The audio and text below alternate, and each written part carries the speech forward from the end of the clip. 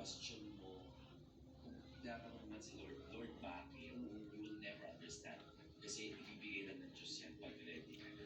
All you have to do is, parang tanggapin mo na itong mga nangyari ngayon. Tapos, ihanda mo yung sarili mo sa mga susunod na. Hindi naman tayo binibigyan ng pagsubok dito at ng hindi natin kakayanin. Parang ginagawa niya to lahat para mas maging matibay tayo. Diba? Mas maging malakas tayo. Tsaka alam naman natin po yan na ang buhay ng tao ay hiram na galing sa kanya. Oo. At gusto ko rin sabihin sa lahat ng mga may nanay pa, may tatay pa, huwag kayong take for granted talaga. Kasi ako, nangyari sa akin.